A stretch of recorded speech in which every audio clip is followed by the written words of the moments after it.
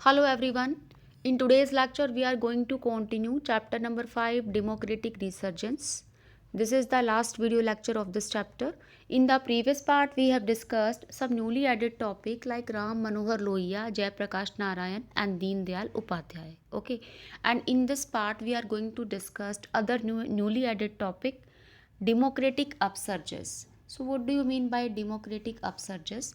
Democratic upsurges means increasing participation of people in the democratic politics of the country is broadly characterized as democratic upsurges. ठीक है, ये आपको यहाँ तक underline करना है. The definition of democratic upsurgence, it means that जब लोगों का पार्टिसिपेशन बहुत ज़्यादा बढ़ जाता है, ठीक है, किसमें, डेमोक्रेसी में, पॉलिटिक्स के अंदर. Demand for democracy increased, participation of the people increase in the democracy and they want more to the government when people put their demand to the politics. ठीक है, कुछ वो नया चाहती हैं, they want something new, so that a particular time period is called the democratic upsurges. तो Indian जो politics है हमारा, पोस्ट इंडिपेंडेंस का जो टाइम पीरियड है, post independent history of India के अंदर जो है 3 हमारे डेमोक्रेटिक अपसर्जेस आए. Okay, the social scientist have characterised 3 democratic upsurges in the post independence history of India. तो one by one we are going to discuss that. The first democratic upsurge could be attributed from the 1950s till 1970. जो सबसे पहला हमारा democratic upsurge आया वो आया था 1950 से 1970 के बीच के टाइम पीरियड. 1970 को आप 1977 तक काउंट कर सकते हैं क्योंकि उसके बाद फिर जनता पार्टी की सरकार आ गई थी, कांग्रेस गिर गई थी. तो 1977 तक आप इसको काउंट कर सकते हो. फाइन. तो अब यहाँ पे क्योंकि जब हमें आज़ादी मिली थी, हमारा कॉन्स्टिट्यूशन बनाया गया था 1950 में. आफ्टर दैट 1952 के अंदर 1951 में ही शुरू हो गए थे पहले लोकसभा इलेक्शन, जनरल इलेक्शन जो चले थे 1952 तक, which was based on the participation of the Indian adult voter, okay, to the democratic politics both at the centre and the state. देखिए, जब हमें इतनी कुर्बानियाँ देने के बाद, ठीक है, 200 साल तक ब्रिटिशर्स की गुलामी झेलने के बाद जब हमें ये दिन देखना पड़ा, मतलब ये टाइम हमारे ज़िंदगी में आया कि हम एक एज ए अडल्ट वोटर के रूप में वोट करें, अपने रिप्रेजेंटेटिव को हम चुने, हम जिस रिप्रेजेंटेटिव को चुने वो हम पे रूल करे, यही तो हम चाहते थे. तो अब यहाँ पे पीपल ने काफ़ी बढ़ चढ़ के इसमें पार्टिसिपेट किया था पॉलिटिक्स के अंदर. और एक जो वेस्टर्न मिथ थी, वेस्टर्न मीडिया कह सकते हैं हम, वेस्टर्न की जो डेवलप्ड कंट्री हैं, जो उनकी जो मिथ थी कि भाई डेमोक्रेसी जो है वो सिर्फ उसी देश के अंदर रह सकती है जहाँ पे मॉडर्नाइजेशन होता है, राइट, अर्बनाइजेशन होता है, education and access to media.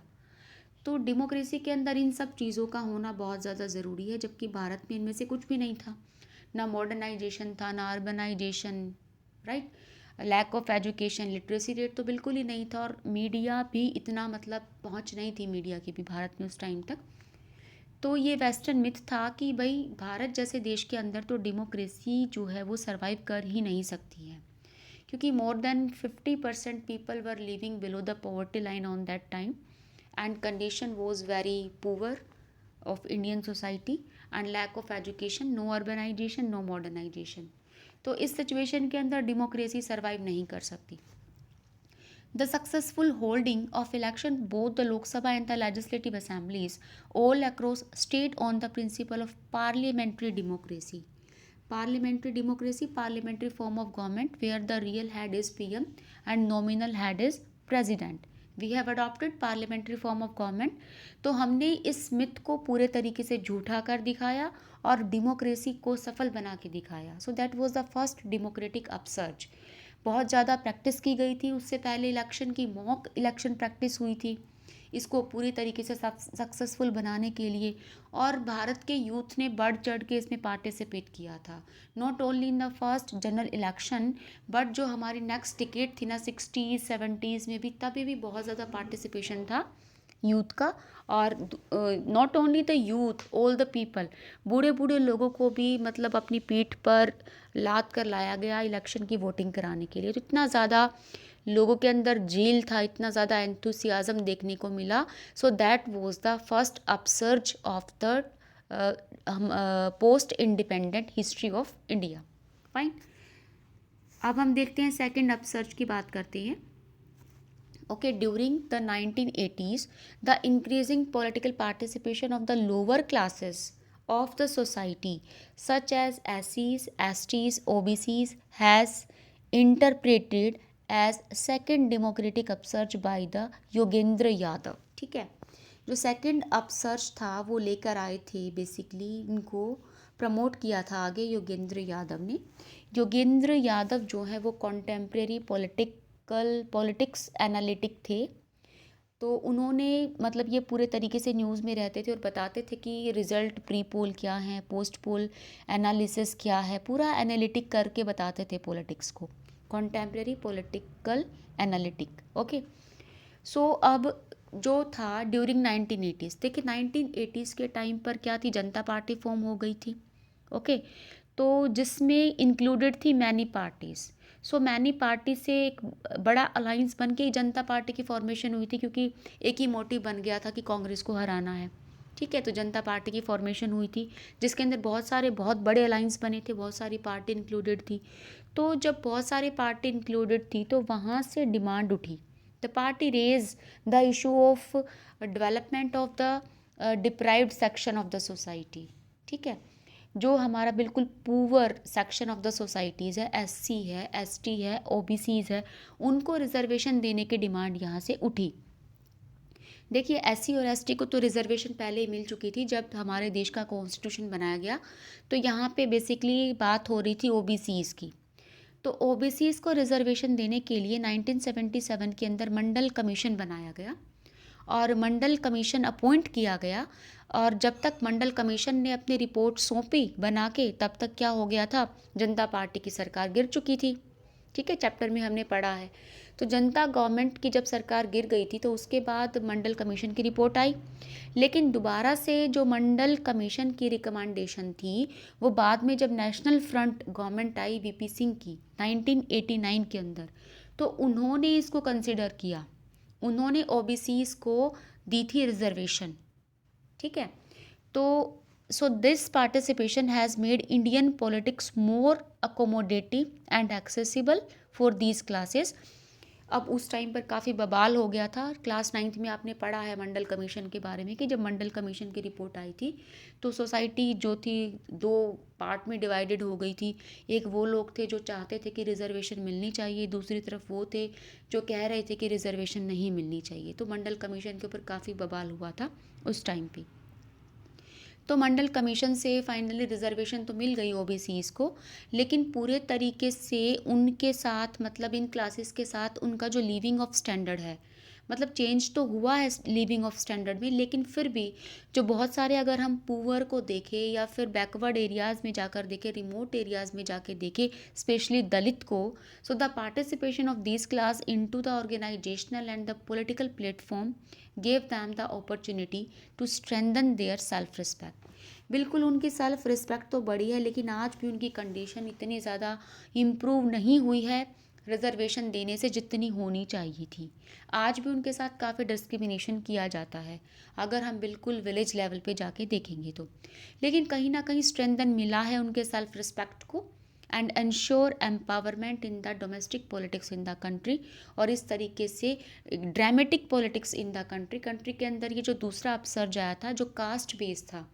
पहला अपसर्ज था कि participation in the voting, adult की वोटिंग हुई थी, बहुत ज़्यादा एंथुसियाज्म था. और दूसरे अपसर्ज के अंदर बेसिकली कास्ट बेस्ड था ये. ठीक है, लोअर कास्ट को यहाँ पे रिजर्वेशन देने की बात कही गई थी. तो लोअर कास्ट का पार्टिसिपेशन ज़्यादा यहाँ पे देखने को मिलता है सेकंड अपसर्ज के अंदर.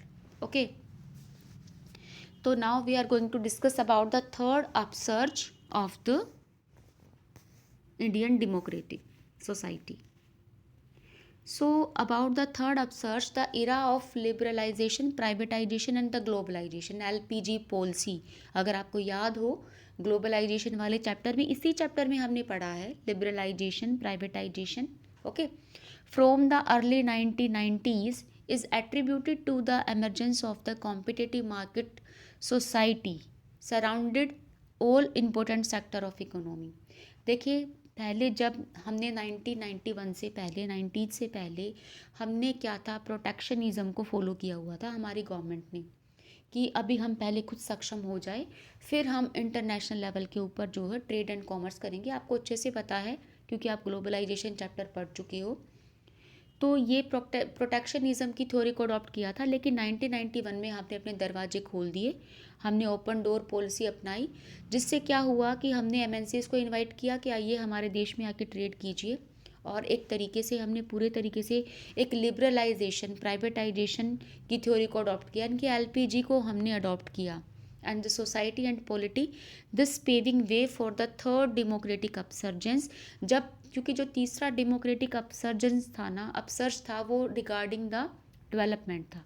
डेवलपमेंट को यहाँ पे पूरी तरीके से प्रमोट किया गया था।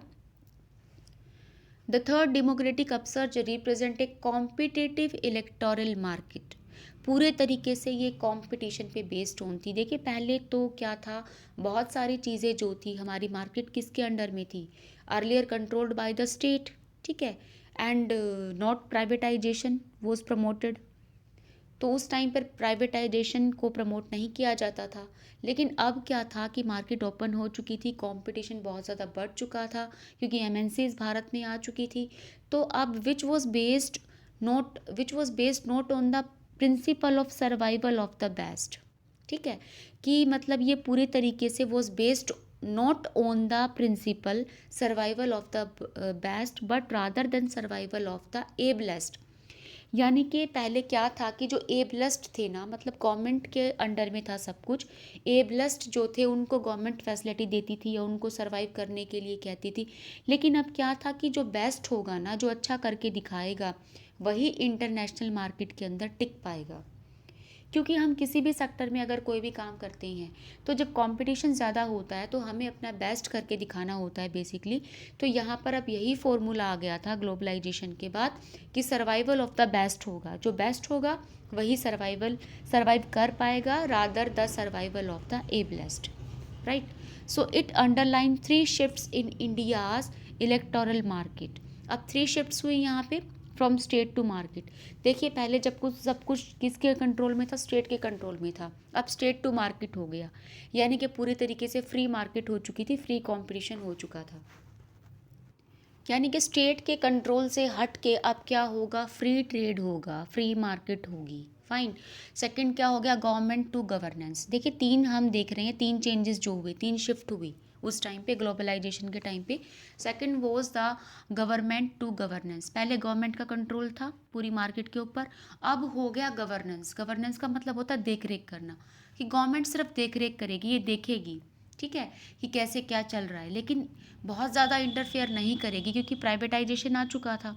From state as a controller to state as facilitator. अब पहले क्या थी, स्टेट का कंट्रोल था, अब क्या करेगी स्टेट यहाँ पे गवर्नमेंट को रिप्रेजेंट कर रहा है। पहले गवर्नमेंट के कंट्रोल के अंदर थी सारा मार्केट का सारा सिस्टम, ट्रेड एंड कॉमर्स, लेकिन अब क्या करेगी स्टेट, एक फैसिलिटी देगी एज ए फैसिलिटेटर, की फैसिलिटी प्रोवाइड कराएगी, ट्रांसपोर्टेशन प्रोवाइड कराएगी, ठीक है, लोन प्रोवाइड कराएगी, या फिर ये देखेगी कि क्या किस चीज़ की रिक्वायरमेंट है, कैसी है। अब जो गवर्नमेंट काम करेगी एज ए फैसिलिटेटर के रूप में काम करेगी, ना कि कंट्रोलर के रूप में। तो ये 3 चीज़ों की शिफ्ट हुई थी उस टाइम पे ग्लोबलाइजेशन के बाद, state to market, government to governance and state as a controller to state as facilitator, fine.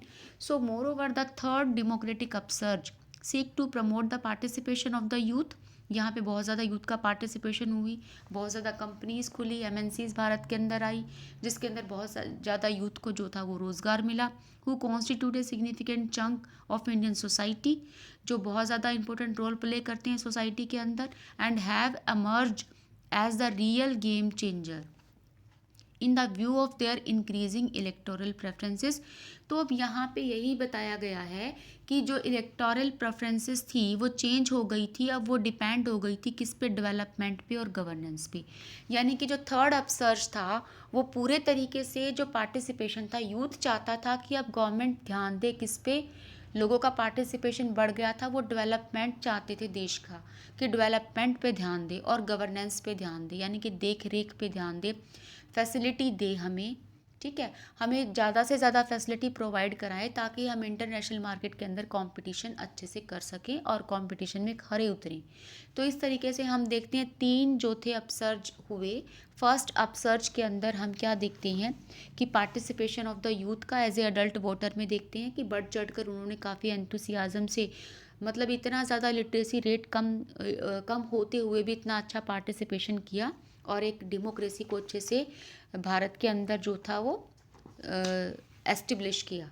सो दूसरा अपसर्ज हम देखते हैं कि लोअर कास्ट का participation of the caste politics देखते हैं कि किस तरह से कास्ट पे पॉलिटिक्स हुई और पार्टिसिपेशन बढ़ा यूथ का, specially for the lower classes का पार्टिसिपेशन यहाँ पे बढ़ता है, उनके रिप्रेजेंटेशन उनकी बढ़ती है।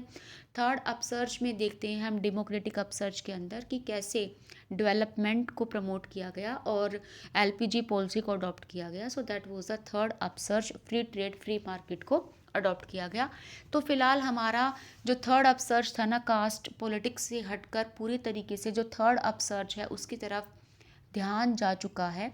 जैसे कि इलेक्शन के 2019 के अंदर एजेंडा रहा था, मैनिफेस्टो रहा था मोदी जी का, सबका साथ सबका विकास, ठीक है।